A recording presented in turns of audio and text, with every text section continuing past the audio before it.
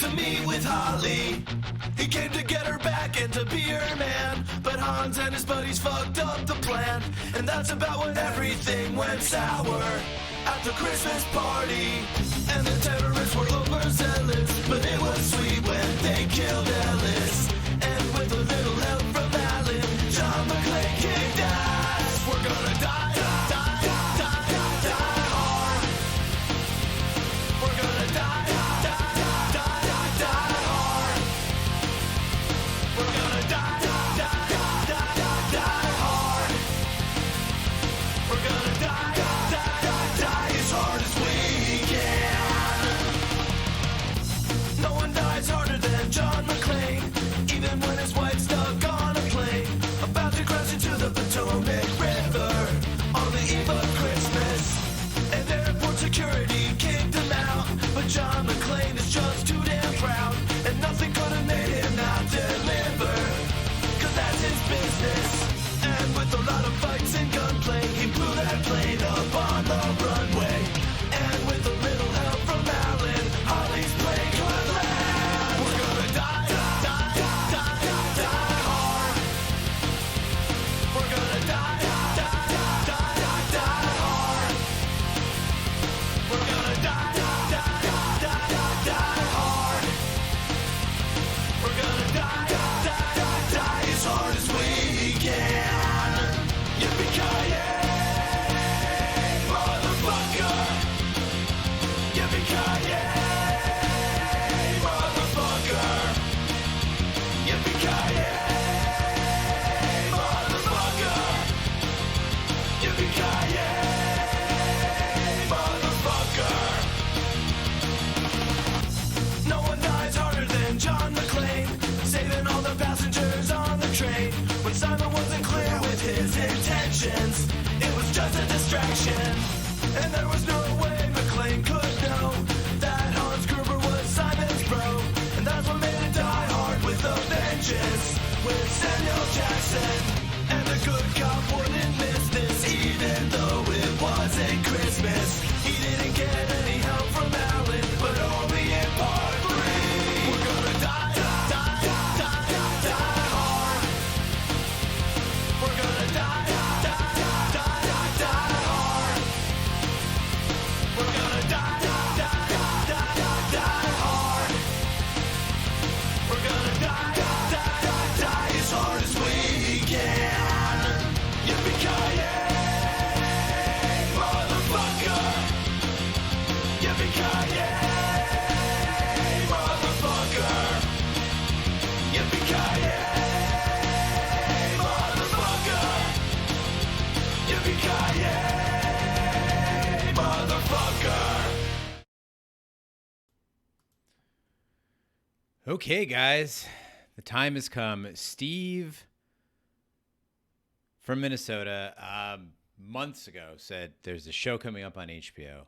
It's called Raised by Wolves. And I was like, cool, cool, cool. We got Lovecraft Country coming up. We're figuring if we're going to do that or not. And he's like, you got to check the show. It looks like it's going to be awesome.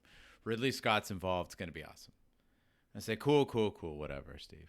We are recording. Thank you, Sarconic, for subscribing. And that's a great start. And listen, I am enough of an adult to admit when I'm wrong, and when I didn't listen to advice, and when I didn't learn my lesson. And Steve, you were right. Everyone who suggested this show, you guys were right. I should have watched the show from the get-go. I'm glad I was able to catch up, and now I'm glad I'm able to discuss it with all of you. So everybody was with us tonight. Sarconic, who first time, Steve, who got off of work, 2 of 4, longtime viewer and listener, Cam, who just binged it, Locustis, who I haven't seen in a bit, D-Doob, who just wrapped it up as well, just crushed the series.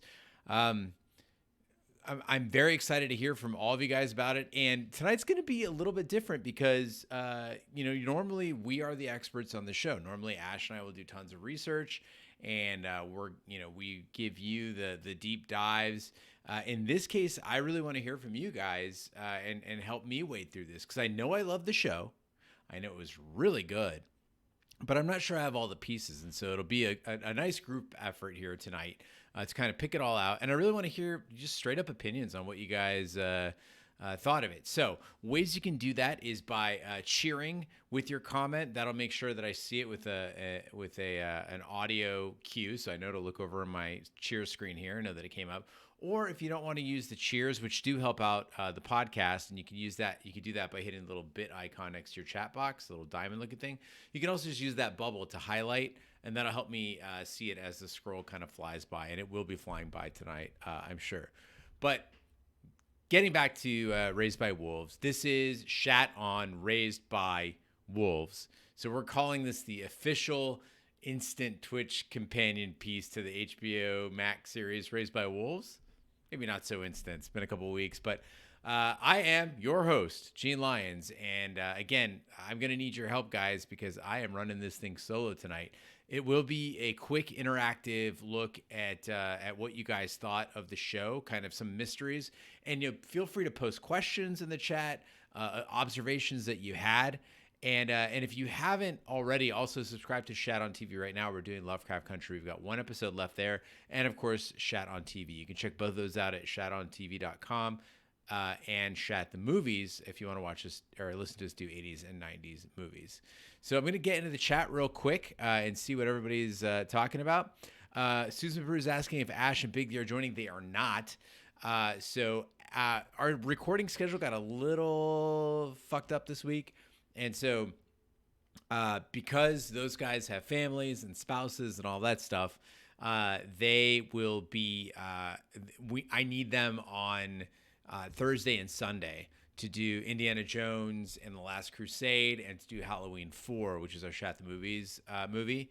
And if I want help on Shappy Hour, I'm kind of skating on thin ice there as far as their availability. And of course, the King Bee of all the times, he is absolutely sick. We don't know if he has the coronavirus. He is quarantined. He has been tested and is awaiting his result, but he has no voice.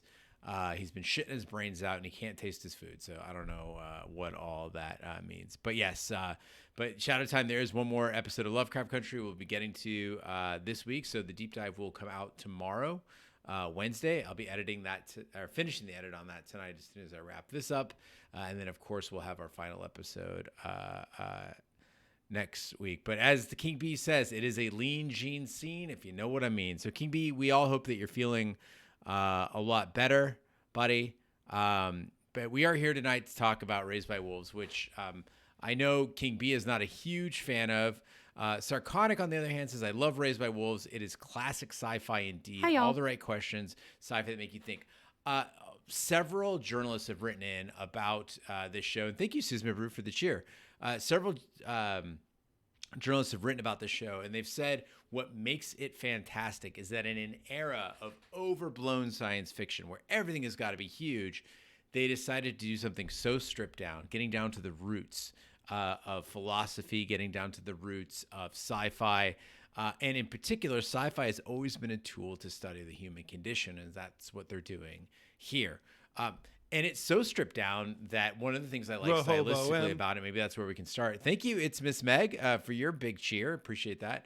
But one of the things I wanted to get started on was the character naming. I thought it was brilliant that they did not mince words when it came to character naming. There's mother, there were fathers, there was necromancers, there was the order, the Mithraic order. Everything that was named very specifically, but very simply. And I really, really appreciated that. They just let you know what was going on. Cam says, and thank you for subscribing. It's Miss Meg. By the way, guys, if you haven't subscribed before, our subscriber base has dropped by about a half. And that's not that abnormal. It doesn't mean that people hate the stream. All it means is that people may not have renewed their subscriptions. So if you haven't, please do that. And the way you can do that is by going to Twitch Prime and renewing your subscription there. You can use a credit card to do it, like an automatic renewal. Or if you have Amazon Prime, which it is Prime Day right now, you can actually use your Amazon Prime account to automatically subscribe at no cost to you. It's included in your Amazon Prime subscription. Thank Lacustis for the cheer. But again, Cam says that her brain is still hurting from this, and I agree that it had some mysteries, sort of in the vein of, gosh, why am I blanking here? Lost, but I think it was, at other times was pretty straightforward. So I'm curious to see what it is that's making your brain hurt. Maybe we can all work through that together. Locusta says one of the best things Raised by Wolves had was the revival of old school pulp sci-fi visuals from authors like Marion Zimmer Bradley, Frederick Pohl, and Frederick Brown. And I totally agree with that. So I was going to save this kind of for later in the stream, but let's get to it right now, which is that notion of the visuals here, right? The landers look like you would expect a spaceship to look in old school sci-fi. And one of the things that I really loved was those suits, the suits that they were wearing, which, by the way, the cast and crew kind of all said that those suits were just absolutely awful to wear and were not very practical at all.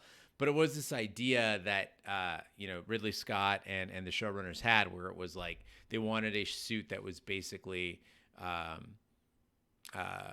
suit for the ages, right? Something that never goes out of style, but also never gets dirty, doesn't need cleaning. Is basically a self-sufficient suit. A lot of people hated on these suits. I really like them. I'm curious to think what you guys thought of it. So I'll go ahead and put that into the chat here. I'll put a poll.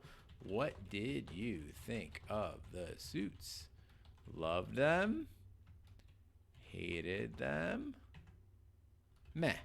All right, so put that up for a 1 minute vote there. You guys let me know what you thought of those suits. But let's get to that. And Dax is asking, you have to renew it by hand with Prime if you use the free with Prime. That is true. You have to do it once a month. That's what I was saying. I think where we got the drop in subscribers. Steve is asking, how the fuck do they fight a flying snake baby? I should mention two things here. One is if you've never watched the show and you need a quick primer on what the hell it is, I'll do that really quickly. And this is the official description of the show, which is after a civil war renders Earth uninhabitable in the not too distant future, two androids named Mother, played by Amanda Collin, and Father, played by Abu Bakar Salim, escape to 22B with 6 human embryos. Only one, named Campion, played by Wynton McGrath, survives to early adolescence. After a dozen years of isolation, the small family comes into contact with the remnants of the Civil War's opposing faction, including their children. So that is the description. So now that you're all caught up, we can get to Steve's question, which is how the fuck do they fight a flying snake baby? Now, Steve, we don't know that the flying snake baby wants to kill them. I mean, we know it feasts on blood, but we don't really know much more about it. In fact, it didn't turn around and kill Mother. It just flew away. Now, granted, she doesn't have, blood, but it's not necessarily something they have to fight. Will they probably fight it? Yeah, probably. But that follows along with Ridley Scott's, logic, right? That's just the way it works. There's the horror of birthing and then some sort of thing you've got to kill that seems like insurmountable odds. So it'll be interesting. Carmen, thank you for the cheer. Moving down in there, Cam says the archetype of mother and father. I love how they played around with those ideas, but divorced them from the biological question because they're not human. Let's talk about that for a second. And by the way, guys, if I'm a little bit behind on the chat, I apologize, but I'm trying to get into everybody's comments. So, I could slow it down, but I'll try not to. So if I don't see something you said, and if several minutes pass, please feel free to bring it back up again. And I apologize if I missed it. Just running a one-man show here. So normally Ash has my back and I have her back, but right now I'm by myself. So anyway, but Cam, that idea of mother and father, it's really interesting because one comment came up during the show. I think it was around episode 4 or 5 when we really started seeing the divergence of the abilities of mother and father. And the question was asked, is father motherly and is mother fatherly? And I found that to be a very, very interesting question. Again, this is what sci-fi does for us. It gives us these scenarios. Thank you, Cam, for the cheer. It gives us these scenarios. And I think the scenario that we saw here was, what makes you say that? What makes us think that? And the only difference I saw between mother and father, it wasn't computing capacity. It wasn't their empathy response. It wasn't their ability to nurture, their sense of humor, their humanity, none of that stuff. The only difference was mother was a more powerful being and more capable of killing, right? And so it raised the question, two things for me. One is, do we define fatherly behavior as being more powerful than motherly behavior? Because I don't think they acted that differently otherwise. And two is, does that reinforce the idea that all masculinity is toxic, right? In the sense that if what we would consider a fatherly trait or a manly trait, or what a dad does is to kill, is to be violent, then is that the only thing that separates a father from a mother? So interesting to hear what you guys think about that. Locusta says those helmets that mother and father wore were straight out of the Weird Tales cover. Locusta, when I saw those, I knew I was loving this show already. Like before anything happened, I was like, oh shit, yeah. Like the costuming alone, I was in for it. 2 of 4 says the changing of the weapon of mass destruction was brilliant. I'm not sure what you mean by that, 2 of 4. If you meant like how Mother was shifting back and forth in roles, or if you meant what was defined as a weapon of mass destruction. So let me know about that. I'd be interested to hear what you have to say. Yeah, apologies if you guys got a freeze on the stream. I've got a very, very good bit rate over on my side, so I'm not sure what's going on, but I do apologize. I can try to put a slight delay on the stream, and that might help. So let me just change the lag here real quick, and that might help, but it's going to put us a little bit further apart on time, but that shouldn't be a huge deal. All right, 1 second. Let me just adjust the latency here, and that might help you guys out.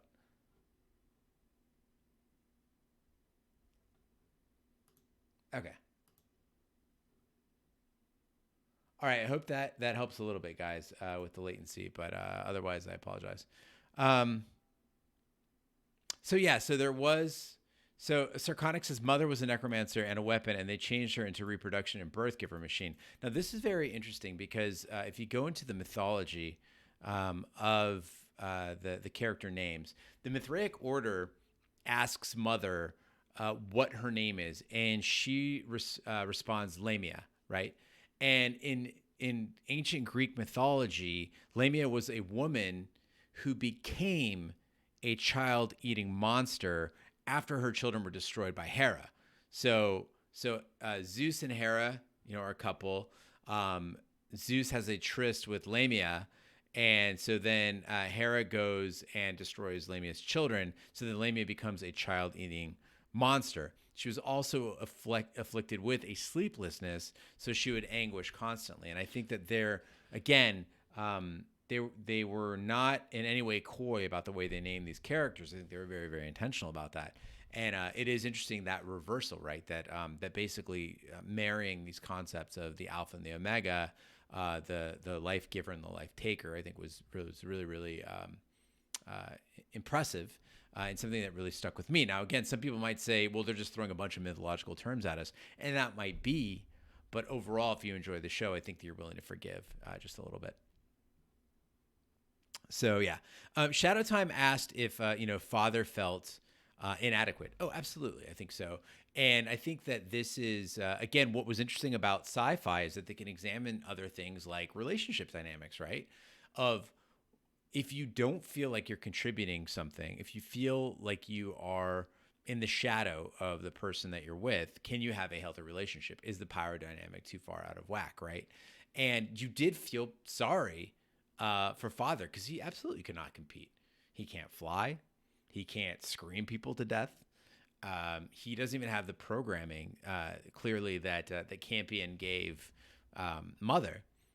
He's an accessory. He's a service unit, right?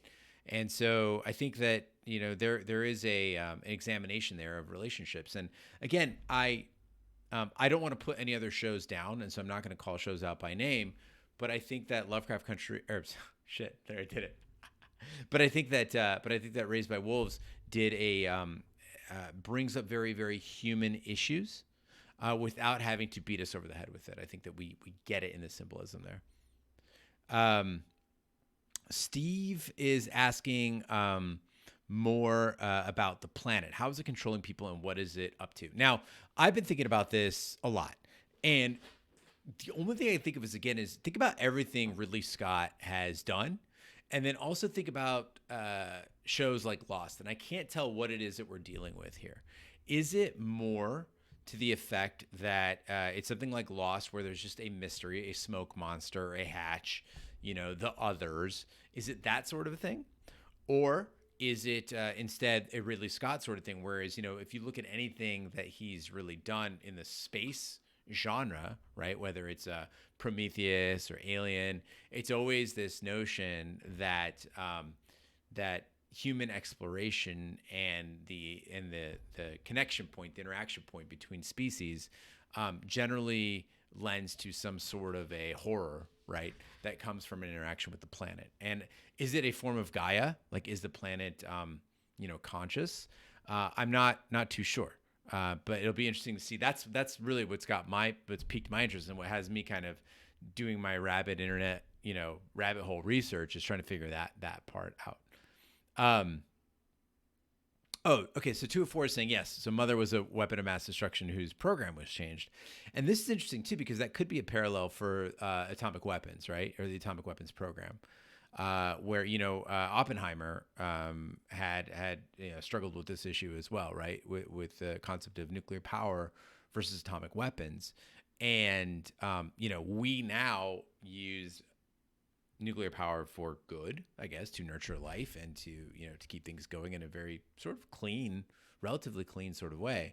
But also we have to understand that that atomic weapon is still a possibility. So again, I'm not sure if that's what the intent was, but it's something that I saw there. And again, that's the kind of thought-provoking show this is. I think it's really, really spectacular there. Susan Brew asked why they didn't check the food before feeding it to all the children, all those lives lost. So Susan Brew, in the show, it appears what happens was they did check the food for its nutritional content and radiation levels. What they didn't check was the seed inside of the carbos and the way that it would interact after they were harvested, I believe. And so that was the issue. So it was like they misread it. And until the lander showed up, they didn't really have a way to analyze it to that degree. I thought that was an interesting touch, in the sense that Mother, again, seeing herself as a bringer of death and knowing that nature of herself, was blaming herself for it, when in fact it was a simple mistake. But there was a horrible tragedy, right? And then I assumed up until that point that the kids were just dying because, whether it was disease or elements or whatever else. I didn't think it was that abnormal, and I thought Campion was just a survivor, right? And instead we find that it just happens to be his resistance to this specific radiation, which kind of makes you ask, is it something to do with the planet, something to do with the connection with him? Locustus says the real Mithraism religion is a really interesting topic as well. Yeah, sure. So the real Mithraic religion, I didn't actually dig too deep into that, but I can get into a little bit, Locustus, which is essentially this did extend into the Roman Empire, actually, I believe. But this was there's a lot of symbolism going on with the Mithraic order, one of which is obviously their outfits, where they look like crusaders. I think that is very intentionally trying to point out that idea of overzealousness, righteousness in religion. But the actual Mithraic order, they were a cult in the Roman world, where they worshipped a Iranian deity, Mithras. And that was the god of friendship, contract, and order. And we see here that the Mithraic order, in this case, they worship Sol, which is, again, very old school sci-fi. This idea of worshiping a solar entity, and a monotheistic belief. It was again, it's not necessarily what the belief system is, but it's just a stand-in. But I think they did a pretty good job also of kind of defining what this religion was. The hierarchy there felt a little LDS to me, and we also had a sort of a look at the how religion could still exist in a technological society. I think one of the things that surprised me the most actually was that twist, where I think correct me if I'm wrong, you guys might feel differently, but I assume that the atheists invented the androids, that it was atheists and androids because atheists are technologically advanced, atheists believe in science, and then you had the Mithraic Order who was probably against them. Then we come to find no, necromancers are actually created by the Mithraic Order, as the propaganda says, through some dark passages that they were able to figure out without understanding the full technology behind it. Okay, getting back to the chat, we also had. Locusta says, yeah, Ridley Scott loves to relate birth and all the concepts related to the genesis of life with both body and cosmic horror. If you guys have not checked out the interview with Ridley Scott that explains the finale of the season, it's really, really worth checking out. And I think that I've been a big fan of Ridley Scott's work regardless of the movie. Even when people thought Prometheus was shit, I was like, no, I kind of dig it. And of course, the Alien franchise is great. Yeah, I think the only thing I had an issue with was Blade Runner, which, although, yes, visionary, guys, don't tune out. Please don't unsubscribe. But as we are on record as saying on Shat the Movies, just was a little slow for my taste. And I love a slow movie, so I don't know what that tells you. Getting back to the chat, we also had, Dax says feeding the kids the bad food feels like pointless deaths.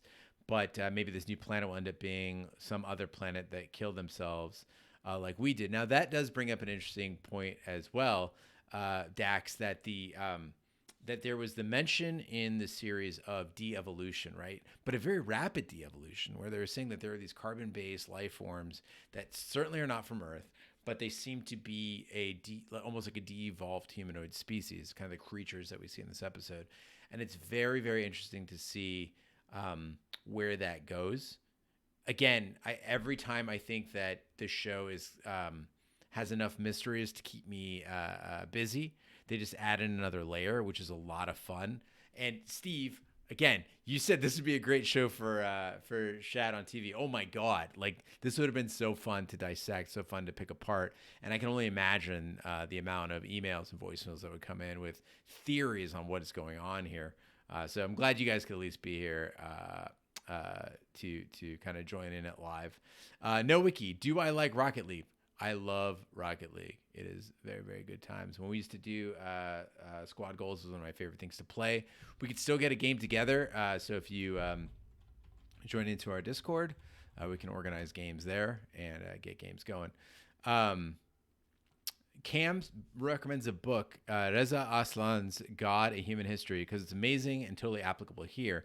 Basically, it goes into why humans have a propensity for faith, basically brain systems that help keep us alive as proto-humans hang on and keep fucking us over. I'm really glad you brought that up because I wanted to talk about this concept of atheism. And I am an atheist. More specifically, thank you, Carmelita, for the cheer. Appreciate that. Big one, too. Thank you. By the way, guys, the cheers and the subs, take a second to talk about that again. We don't charge anything for these streams. We don't charge anything for the podcast. So this is a way to support.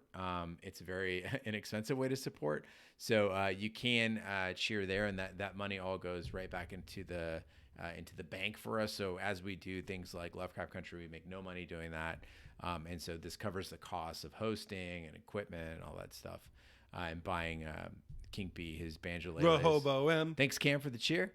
But getting into into this idea of these brain systems, I am an atheist and a secular humanist more specifically, and when I was watching this show, I realized that in all of us, no matter how atheistic you are, I don't think it's possible. I think we're hardwired to believe in something. When something wonderful happens to you, I think that you always look to luck or fate or a deity. When you're deeply in love, where do you look? When you're deeply in trouble, where do you look? I think that we see that in Campion, where and in Mother, in fact, where when they think of when you're feeling hopeless and helpless, it is hardwired in us to look to some other power, even if it's a made up power. And again, I don't mean any offense to anybody in the chat who is a person of faith. Just say personally, you look to that for help or to give gratitude or whatever it happens to be. I think it's inextricably linked also, and I don't know, Cam, if Reza Aslan goes into it, but it also might be connected to the idea that we are a species that can conceive of its own existence, right? We have existential thoughts, and in doing so, if you understand that you were created, then you search for a creator, and I think we saw that with Mother as well, when she, basically looked to Campion Campion Senior, I don't know, as the creator, right? So I think it's definitely strong there, and I love that interplay there where people of faith, so the Mithraic order, lost faith, and people who were raised atheistically or programmed atheistically sort of gained a bit of faith, in the juxtaposition there.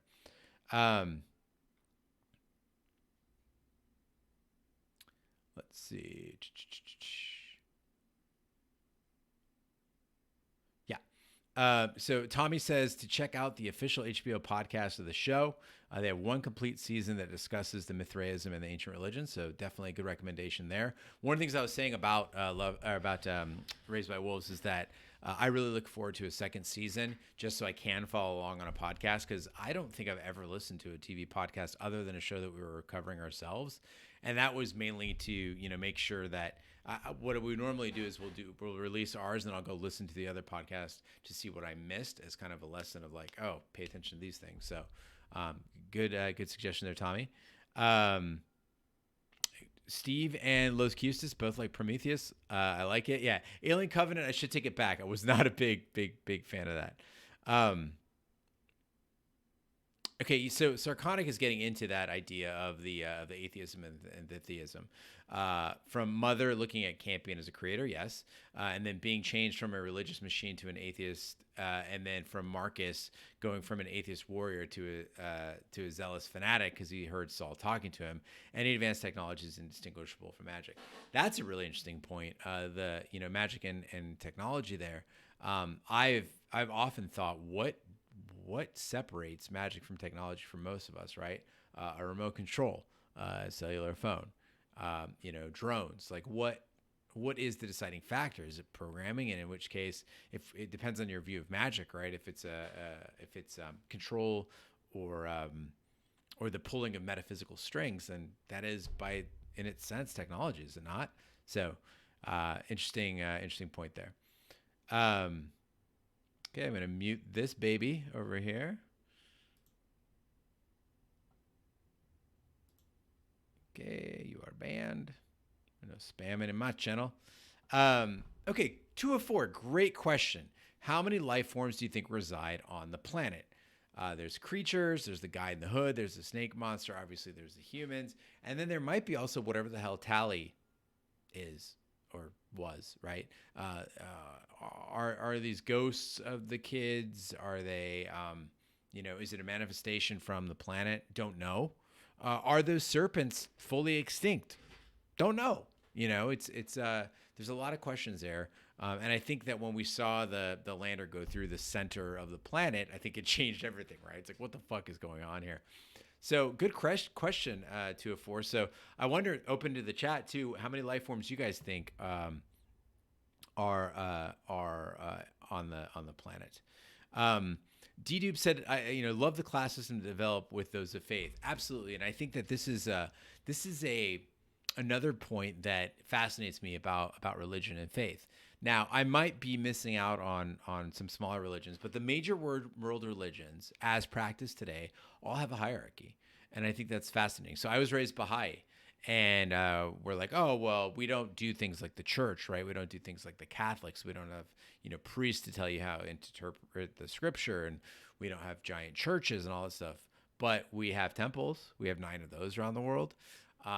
We have a local spiritual assembly, which is elected, a national spiritual assembly, a universal house of justice, which always reminded me of the International House of Pancakes. But anyway, point being, every major religion has a structure, and it is it's intriguing to note that and why that is, right? When it seems like religion should be built around a personal relationship with a deity, belief system, and you have scripture that you can interpret directly. So what is the point of that? And they really, really played that up. It was a great observation, D-Dube, where it was like, okay, you know, in it, you almost have this this clashing of something archaic in a caste system, where we saw here that certain, you know, at one point even that Hunter, I believe it says, you know, you should be honored, you know, that you were essentially raped by someone that was of a higher caste because, you know,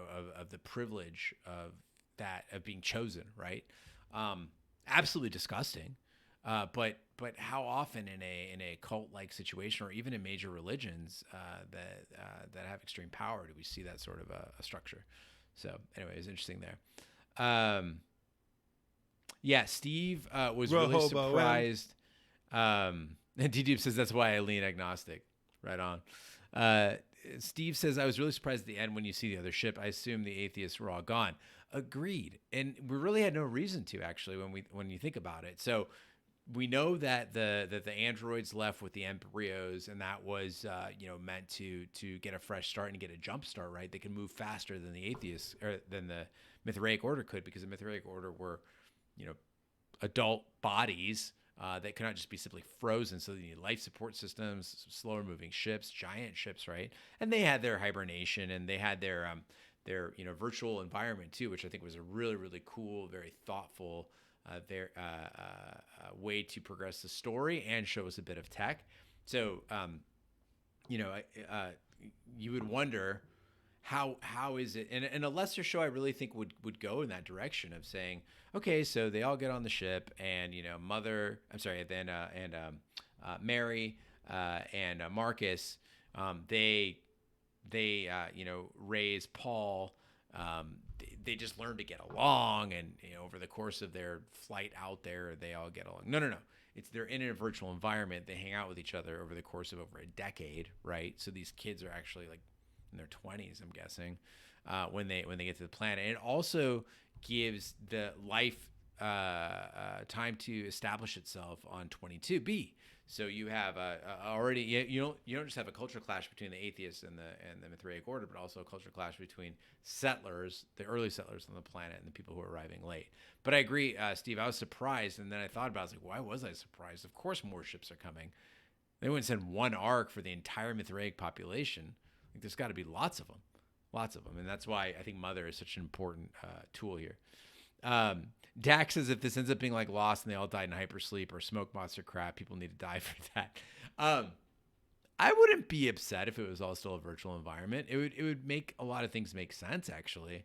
I'm willing to go where the story takes me on this one. Locusta says, one of the beauties of atheism is that it is not a blind dogmatic certainty, rather a posture of hopefully healthy skepticism. If you're presented with evidence that shakes your beliefs, as an atheist, you'll be compelled to try to explain it under the paths of science and logic, but not outright fight them and mark it as bullcrap. On the other hand, saying that there are no atheists in the foxhole has always bothered me. To me, that's not faith, that's rather desperation. I agree with that. And it's also interesting to say that just because you're atheistic does not mean that you don't have faith or believe. It just means that you don't believe theistically, right? You don't believe in a God, but you might believe that there is something else. Again, like you could be a secular humanist, like I am. So anyway, don't apologize for the long message, like Eustace. But yeah, 2 of 4 says it seems like everything is reversing. Character's faith is changing. Weapon of mass destruction and nurture. Caleb pretending, then becoming Mithraic. The life forms on the planet shown to maybe devolving.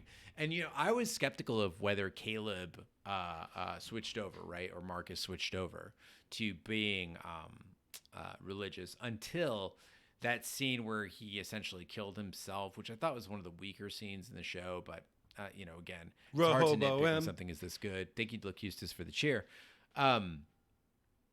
But when he starts saying that when he starts to interpret the scripture, right, and he starts to interpret prophecy, that's where I went, oh, God, okay, yeah, the guy is, he's out there. And it's interesting to note, like, is the message here that religion is insanity? Because I could see this if you're watching it from a religious perspective, that you might go, the show is is taking a hard line against faith or religion in the sense where I thought it was more ambiguous. And I'm curious what you guys think of that.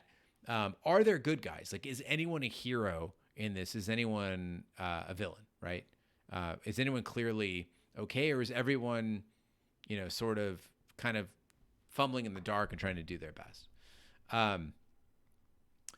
Cam says it's interesting to me that the atheists recruited child soldiers and how much of Marcus's character arc is driven by his own lack of a stable childhood. Cam, thank you for bringing that up. It is in all of my notes, and there aren't a ton, but I did take some things that I wanted to talk about. It didn't even occur to me, and that's a subject I like to grab onto whenever it presents itself. Is childhood, is upbringing, and I wonder Hi, why y'all. that is. Is it that they is it that they are showing that there's a vulnerability in a poor childhood, or is it showing that the absolute difference culturally of these two cultures, right, between the atheists and the religious? And I would love to learn more about this atheist resistance on Earth. I do hope that, and I don't say this very often, but I do hope that future episodes do teach us more about what happened on Earth. And by the way, I should just take 5 seconds to also say that I really love the intro credits of this show. I don't know how you guys feel about it, but like, I think it tells the story so well and so quickly that I think even if you hadn't watched the show before, you get kind of what it's about. No Wiki says Shat fans are really articulate. They really are. This is what helps. I mean, this is the secret engine behind the podcast is the letters and the voicemail that we get explaining this stuff to us, because we don't always get it. Sarconic says the atheists are not good or bad. They just have a different belief. I love that they made me think that the atheists are not the good guys. A secular humanist myself as well, by the way. Cheers to that. Have a drink there. Sarah, thanks for joining us, and thank you for the cheer. Thanks, Locustus, as well.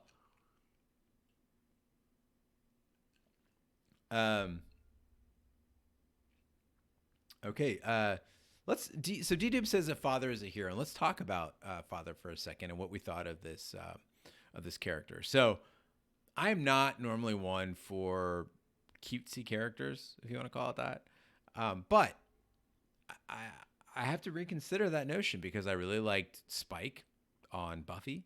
I really, enjoyed, all the kind of silly characters on Firefly. And I think that Father is endearing in a way that I didn't expect, right? I think I feel the most sympathy for him more than the children, more than for Mother, more than from any other character in the show. I don't know if he's intentionally there to do it, but I wonder if that's universal, if that resonates with you guys, and if so, why? Like, what do you like about this character? Magic Mike, thanks for joining us. It's okay to be late, buddy. No big deal. We're still here.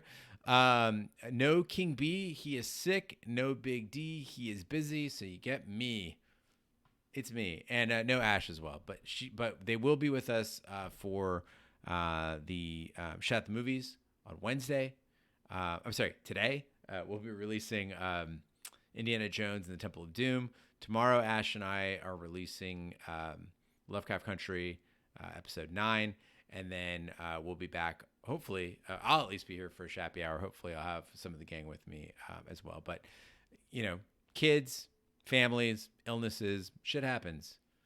Not everybody is. I don't want to jinx myself. I currently do not have children, and might someday want to have some. So I'm not going to say thank God I don't have children, even though I'm an atheist. Anyway, no one but me tonight. That's right.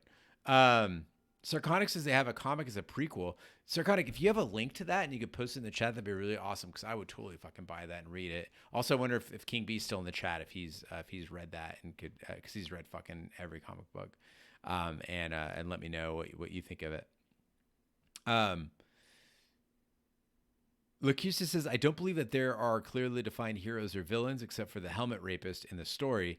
Caleb/Marcus starts out as a good guy and rapidly devolves into a tyrant with a messiah complex. Mother starts out as a violent murderer but ends up as one of the most humane characters. I'm glad you brought this up, Locutus, because, and thank you for the cheer, Sarah. But yeah, thank God we don't have children for now. But you know, there may come a time when I hang up my microphone and pick up the stroller. The fuck do you carry a kid in? What's that thing called? Backpack? Help me out here, guys. Anyway, but Locutus, this is a great point about mother, because I think that a lot of us forget or discount the fact that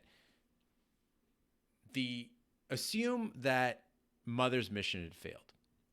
Assume that Hi, y'all. that Campion dies or is assimilated in with the Mithraic Order. The Mithraic Order, their arcs land on 22B. They build a society there with all the technology that they have. A religious society, yes, but it could be an end to war. It could be a peaceful existence for humanity and the prosperity of the entire race. And if you look at it from that perspective, Mother, to bring back her original family of 6-ish, becomes a genocidal weapon of mass destruction. She indiscriminately kills the Mithraic Order. She did not know if those were good people or bad people or what their intent was, right? She just went through and killed and brought the ship down.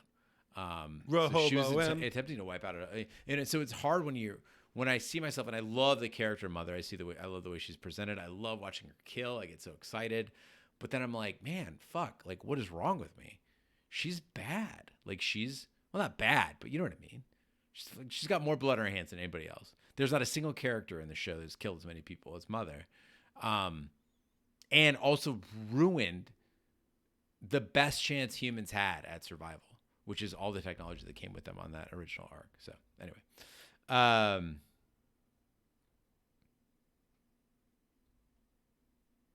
let's, we got a cheer. Thank you for Gene Jr. Gosh, Baby Bjorn. Thank you. Baby Bjorn. But yeah, we'll call it Gene Jr. One thing I did want to get to, Steve was asking about the planet. This planet, Kepler 22b, it's a real planet, and I think this is a really fun kind of tidbit of information as we come up almost on the hour here. 22b is a planet. It's 600 light years from Earth, and it was the first planet found by NASA in the Kepler system to be habitable, what they call like a Goldilocks planet, right? Where it's not too hot, it's not too cold. It has the conditions based on its orbit and its composition where it could be amenable to life. It was discovered in 2011, and what's interesting is the planet's mass is about twice the size of Earth, and it has an orbital period of 290 days. So similar. So the year is a little bit quicker, but days are a little bit longer, or a lot bit longer, I guess. So it's interesting that they did pick out a real planet and really attempt to illustrate what it'd be like on that planet. I love that mix again in sci-fi of of what is reality and what is fiction, right? Science and fiction. That's why they call it that. And that's why I'm always a bigger fan of say The Expanse than Star Wars, right? Like why? Well, The Expanse talks about, and guys, we'll I know I'm just about to touch off like a firestorm here. I am on episode 7 of season 1 of The Expanse, so please don't spoil anything for me. But I really, really enjoy it. And I know there's been a lot of talk about we should be doing that show. We're not going to do it for Shad on TV, but I will be all caught up on it. So I'm going to try to do watch parties here on Twitch, which should be a lot of fun. And only for Amazon Prime, and I think only in the US too. But anyway, but we can tell you we're going to start right now, and then you can start on wherever you are in the world, and we can watch together. But in The Expanse, they have if they're going to turn and burn, if they're going to make an invasive maneuver, you have to stabilize your body for that. You have to buckle in. You have to, sometimes, the guns are still used, right? Using, bullets. And I think it's important to show that, we're in the future, but not that far in the future. And what are the restrictions of technology, and also, what is a likely candidate? So picking Kepler 22b, I thought was pretty cool. D-Dube says, I love The Expanse. Miss Meg, don't have kids, but you need a baby Bjorn for your dog. Oh my God, June and a baby Bjorn would be the fucking best. Although she'd be at head level and she would just eat anything I was trying to eat, so that'd be tough. Cam asks, are androids capable of doing good or bad, or are those only qualities that being with free will can embody? I guess that depends on what you think is, good or bad, right? Again, I think we can extend that to. I don't think it's as simple as extending to a machine, right? So like a gun, you can say that a gun is neither good nor bad, in the sense that it doesn't have the capability to make decisions. But at the same time, you can say that a gun is a weapon that is strictly designed to kill, and therefore is that okay? Androids go on a different level, right? Because we see here that there is a lot more to them than a simple machine, right? They have memories, they can make decisions, they evolve. Getting some drop frames here, guys. So sorry, 1 second. I'm just going to try to adjust that real quick.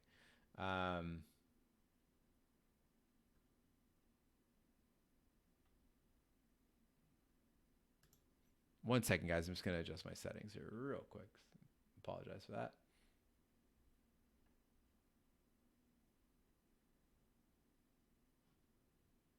Okay, hopefully that's better. Let me know if I'm frozen, because I think that we got a little bit of an issue here. I had a bitrate drop here a second ago.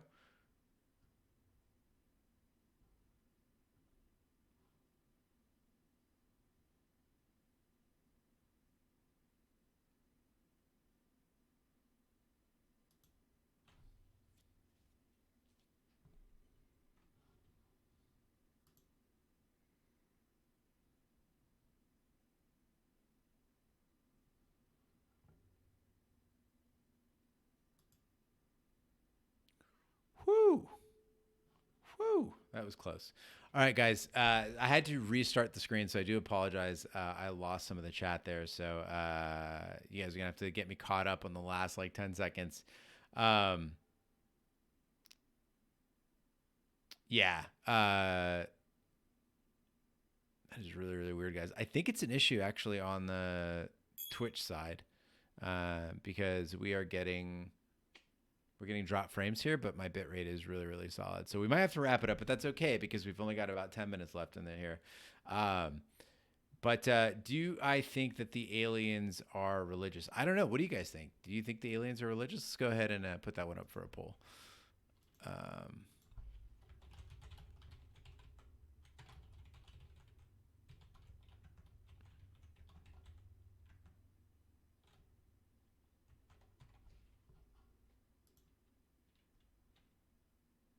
All right, poll is up there. Are the aliens religious? Now, what was interesting about them too is that, as Sarconic says, is they like to discuss de-evolution. De-evolution is not a thing. There are species that revert in evolution, but this concept of de-evolution comes from an old concept of evolution having a purpose. So did the de-evolution happen naturally, or was it artificial selection? Or is it actually evolution and these monsters just adapted and lost intelligence because it wasn't important for this environment? And Neanderthals, I hope they explain that one. So again, I think this goes back to Ridley Scott and the way that Ridley Scott plays with the creation myth, and mixing it in a sci-fi environment, right? And so I think that this is something that you are absolutely correct that de-evolution is not a thing. But is it the sort of notion that, remember, these creatures did not show up until after the Mithraic order showed up, right? So 12 years on the planet, mother, father, the kids, none of them ran into these creatures. Then the Mithraic order shows up, and that's when they come out. Is it the impact of the spacecraft, of the Ark on the planet? I don't know. So it could be lots of things. Not too sure. But it'll be interesting. And Magic Mike says, yeah, maybe it's the original humans. So we did see that there was some sort of rituals, that there was, something going on the planet that implies that there was intelligence, there was a creative existence, and then something changed there. So the chat by a 2-to-1 vote is saying that the aliens are not religious. By aliens, we mean the creatures on the planet. Sarah, I missed what it was that you said before I lost connection. So if you could let me know again, that'd be cool. I didn't mean to miss your comment. And Lucustus, thanks for letting me know that Twitch has been showing a lot of channels with drop frames. So apologize for that. Next time we do get one going, I think like for Friday, I'll go ahead and make sure that we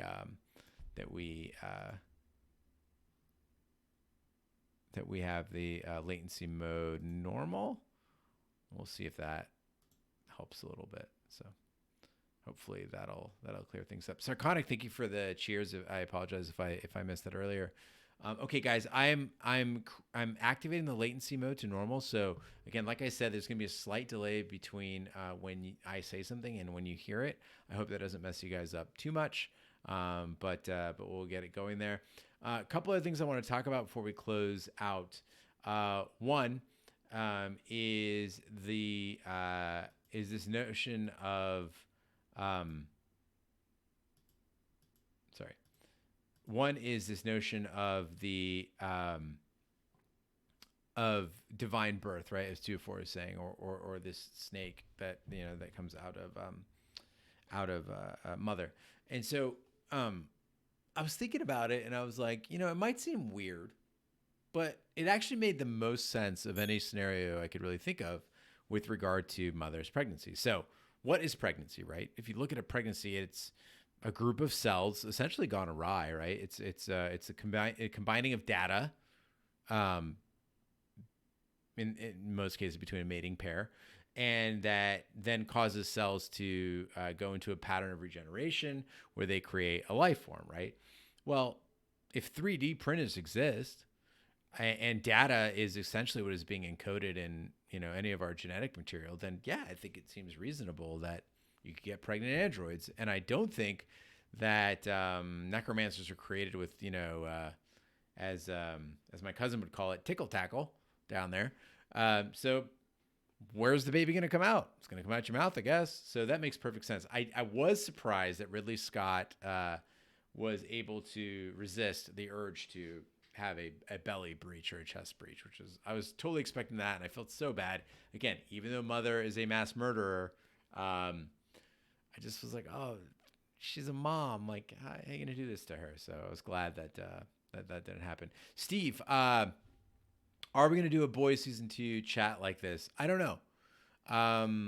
Big D is a big fan of it. King B and Ash do not like it at all. I know Roger was a big fan of it. So who knows? I'm on episode 2 of season 2. I think it is better than season 1 by far. And maybe we'll do it. And then Big D is also interested in doing The Stand.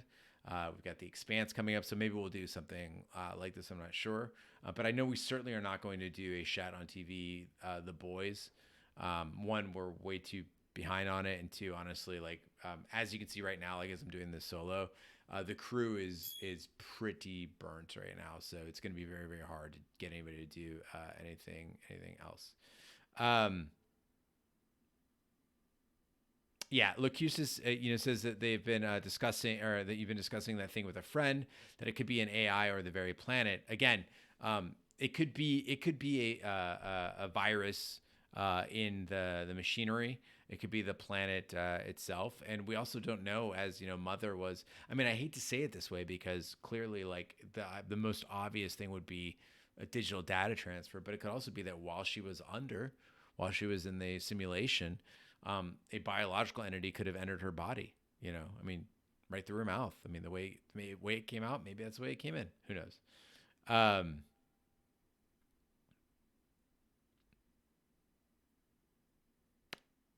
Yeah, Sarconic says, my point with the de-evolution, whatever is controlling the planet might be the one creating them, and the robe guy is working for them.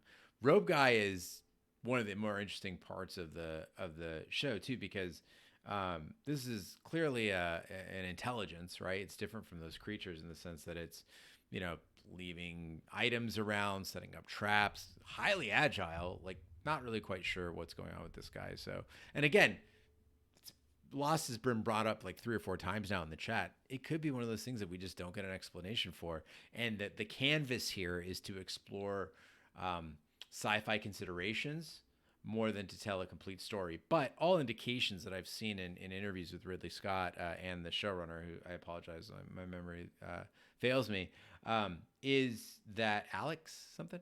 Is that there is a complete story. They already know where it's going.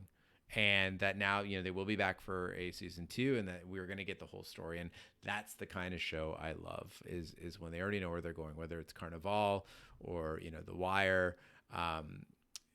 Having a finite terminus and knowing what the whole story is before you get started is the best way to make a TV show. Do we think Robe Guy is dead? I don't know. Put it up for a vote here. Is Robe Guy dead? Yes. No. He was never alive in the fur. He was never alive. That's okay. Twitch won't let me type more than that. Put that up. Aaron Guzikowski. Thank you so much, Sarconic. I appreciate it. Okay, Robe Guy. There's an official name now. I'm sure Aaron Guzikowski had a better name for Robe Guy, but we got Robe Guy. So go ahead and vote in the poll. I am going to. I'll say yeah. All right, cool. Parkour alien, Robe Guy, Tally's ghost were 2 elements that really need more explanation. I agree. Also, what did you guys think of, this was the part that I was just like, I have no fucking clue. Inside of their original shelter that they had, right? Where mother essentially gave birth. The drawings, on the walls, whether you want to call them the hieroglyphics or whatever you want to refer to, the cave paintings, whatever. Were they really changing? Were they really there? Were they in people's heads? What was that all about? I was at a loss there, and I'm sure there is a very, very intelligent symbolism there, but I just did not get it. Okay, Robe Guy. It is a 3-way split almost between he is never alive, yes, and no. So I guess we're going to have to wait and find out. Petroglyphs. Thank you, Locustus. Yeah. What was that? Who was drawing them? Where did they come from? Anybody got ideas? Put it in the chat. While we're doing that, I also wanted to talk about one other kind of moment for me. It's the final thing that I want to discuss was this concept of the tale, right? Raised by wolves, right? So obviously, there's a reference to being abandoned by one's own species and being raised by wolves, as many tales have. Getting back to Romulus and Remus in Roman lore, but one thing that I did notice when I was watching the show is there were 6 children, right? Six frozen embryos, and mother, as she hooked up, being a dog lover and with a dog with huge nips, June, I was thinking, holy shit, like that's dogs and have 6 nipples, sometimes more. And I was like, it was such obvious symbolism there that it made me want to go back and watch every episode and see all the points where they were really, really trying to incorporate very smart and logical symbolism there, right? If you were a mother to 6, but you were a non biological entity, how would you wean them? Well, that's how you would do it. It makes perfect sense. And so I thought that was really cool, connecting it also to the idea of a wolf pack or a dog raising its young. I thought it was really neat. Okay, so 2 of 4 says that the black robe guy's religion is explained on the wall. Sarah says it's sleepwalking androids. Sarconic says Tally drew them, but I missed what they meant. But Sarconic, I believe at one point, even though we were shown Tally drawing them, I believe at one point they're being examined and they're actively shifting. Was that a hallucination or is that actually happening before our eyes? Locusta says those prophetic cave paintings and the drawings on the dome, as well as Mother's visions with robe people around the D20 with the goose spewing head on top. It did look like a giant D20. I couldn't place it. As a veteran D&D player, I'm embarrassed with myself. By the way, guys, I just built myself for a campaign on Halloween. I just built myself my first tiefling paladin, and I'm really, really excited about it. And if Ash were here, she would be squealing, and I really miss my co-host right now. Anyway, Magic Mike PDX says Robe Guy is a servant of the snake. Magic Mike, do you mean that Robe Guy was working to bring the snake about? Again, like as in a believer who was trying to call their god in essence? Or do you believe that it is, in fact, that the snake is a recurring biological entity that the Robe Guy just kind of partners with? Curious about that. So it'd be really, really interesting to see. But yeah, that whole D20 with the goose spewing out of the top. Again, this is one of those shows that even if they don't explain all the stuff, the visuals, man, they stick with you. And again, remember, this is a stripped down. This was only on HBO Max. So this is not the budget of a Lovecraft Country. This is not the budget of a Watchmen. This is a much more stripped down show, and I think they did a terrific job with the effects. As is The Expanse. The Expanse blows me away with how good everything looks. So anyway, kudos to the production crew there. Cam says, wasn't that Paul that they were shifting for? So Paul is the boy who is the son of the the Mithraic captain and his wife, who were body snatched by Caleb and Sue. I always forget. Is it Marcus and Mary, Caleb and Sue? Anyway, those two. Paul is the little blonde kid that grows up alongside Campion. And he says that, Saul told me this and that, maybe some kind of a hallucination, could be. And what's interesting is that I think depending on your worldview and depending on your interpretation of the show, also we have no reason to believe that the show is not telling us that there is a God talking to these people, right? We also have no reason to believe that there is a God talking to these people, and I think that's the really fantastic aspect to the show too. Is that there could be a God, and that God could be driving people crazy, but also be merciful, right? Why is Caleb being told by this voice to spare Mother? What the fuck is that all about? Or is it a part of the bicameral mind, essentially that it's his drive that is speaking to him? Be really curious to find out. Sarconic says, how did the mouse resurrect? And Magic Mike says, yeah, simply anything that goes down the hole comes back. So we saw that, that's what made Tally different from the rest of the children, right? She fell down the hole. The other ones did not. And so she seems to be the one who's come back. Now Mouse has come back. And then we also, saw Mother and Father go through the hole and back out again. So are they ghosts of themselves? Who knows? I don't know.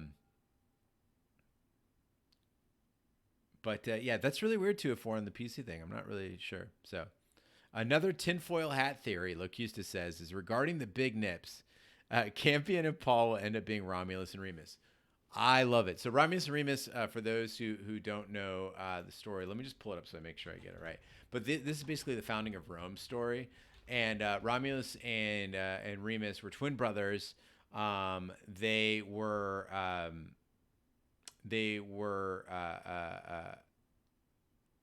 let's see. They were raised by wolves. Like you've seen that like statue of them suckling at the teat of the wolves or whatever. And Romulus ends up killing Remus. Spoiler alert. So it could be very much Campion and and Paul. In fact, Campion and Paul's real parents aren't here.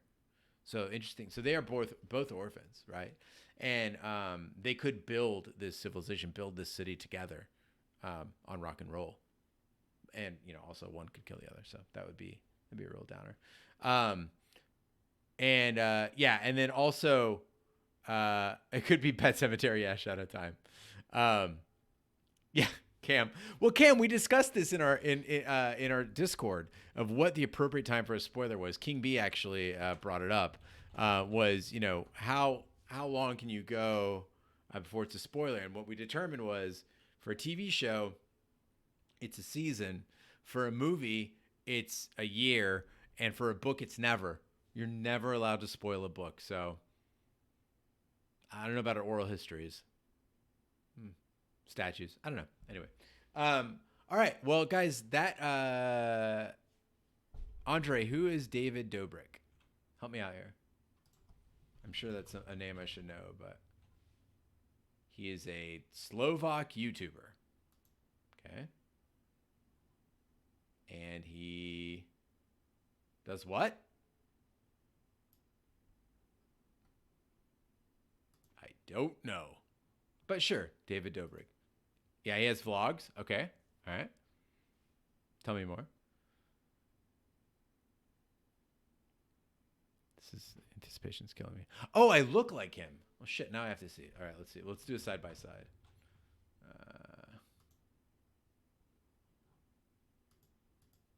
Okay. All right. I mean, he's a lot younger than I am. He's like 16 years younger, so I'll take it. My hair. Okay. Anyway, thanks guys so much for joining me. I do apologize, but I have to go and edit Lovecraft Country for tomorrow. And I'm very, very excited to do that. Ash and I had a lot of fun doing episode 9.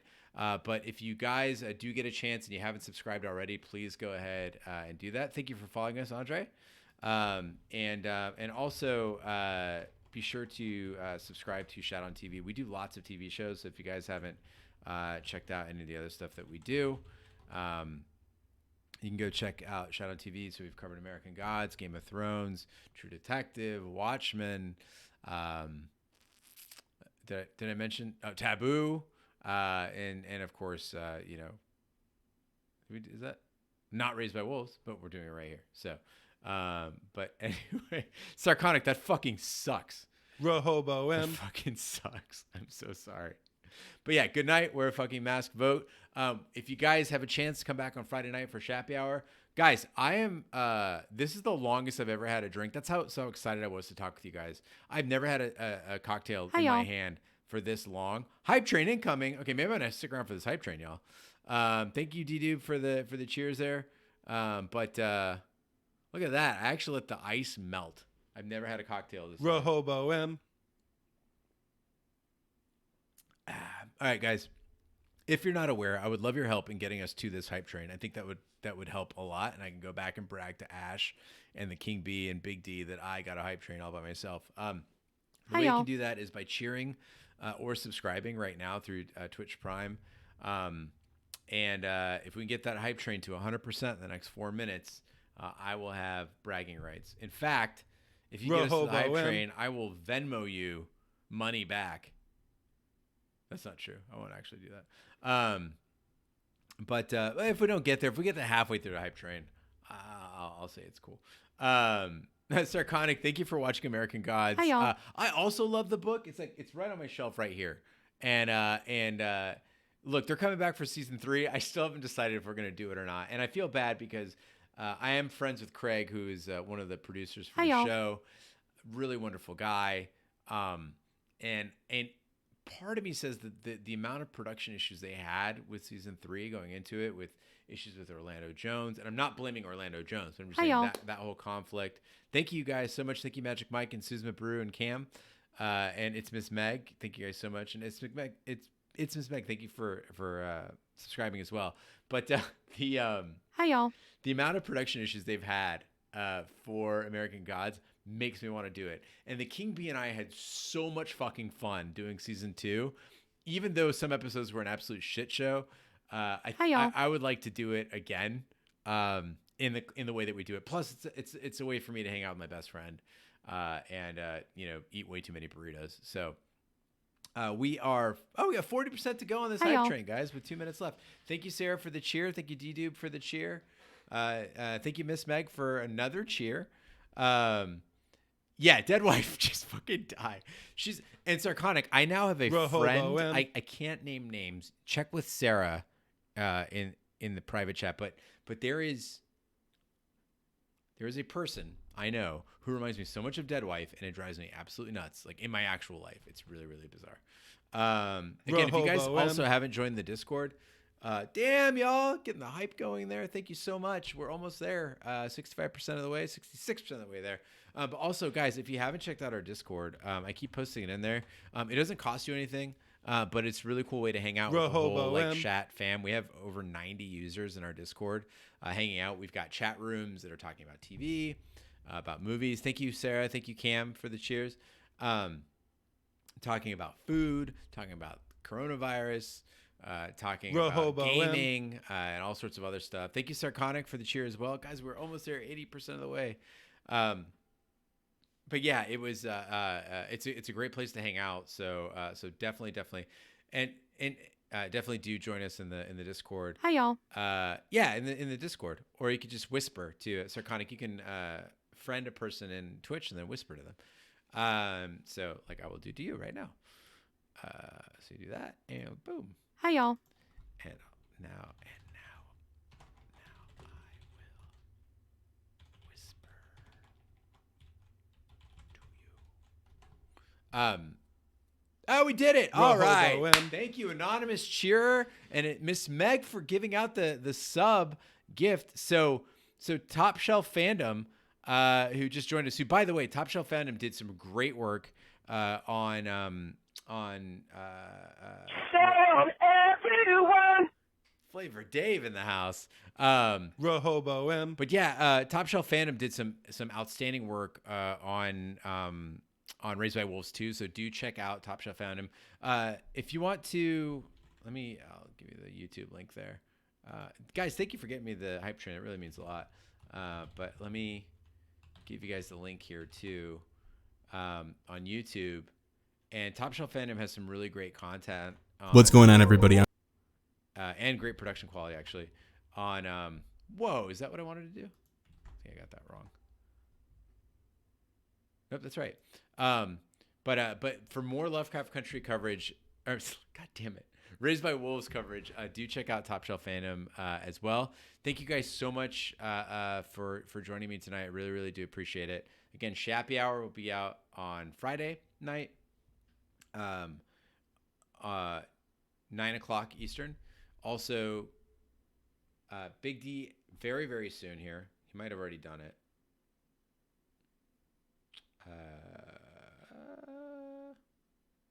Nope, not yet. But we will have Indiana Jones and the Temple of Doom. I know that was a big part of a lot of our childhood, so do go check that out. It's out. It'll be out tonight at some point on Shot the Movies. If you haven't subscribed already, shotthemovies.com.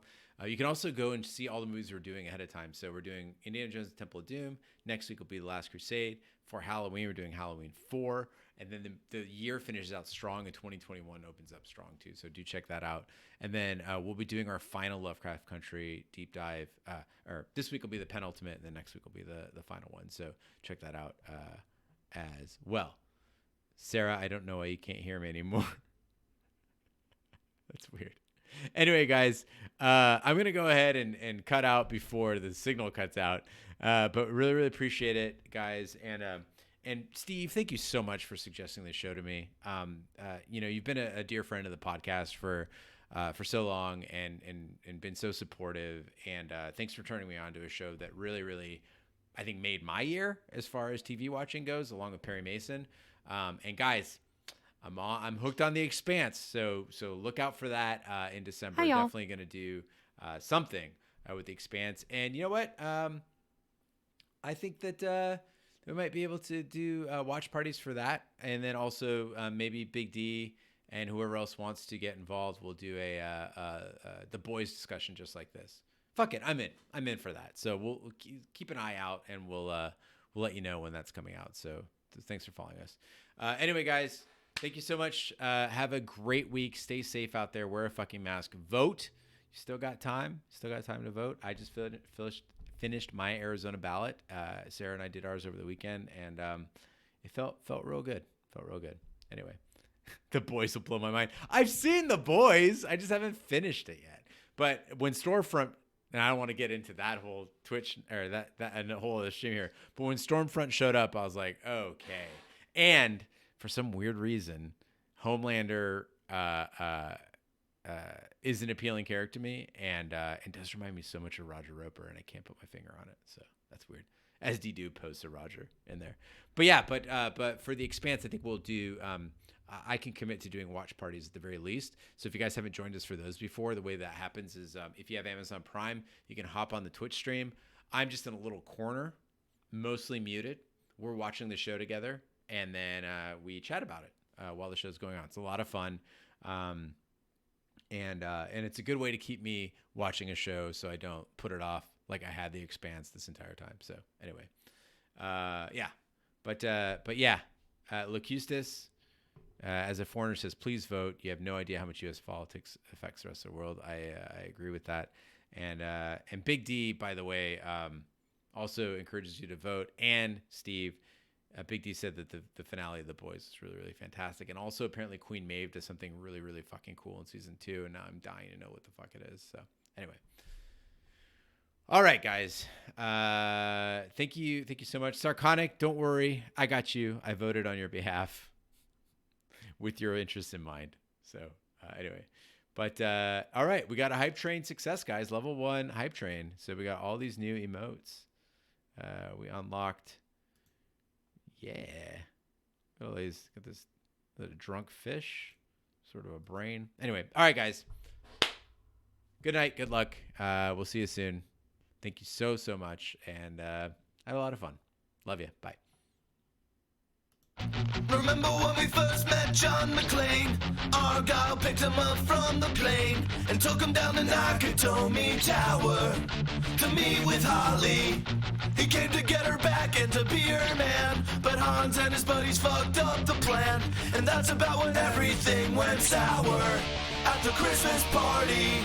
And the terrorists were overzealous, but it was sweet when they killed Ellis.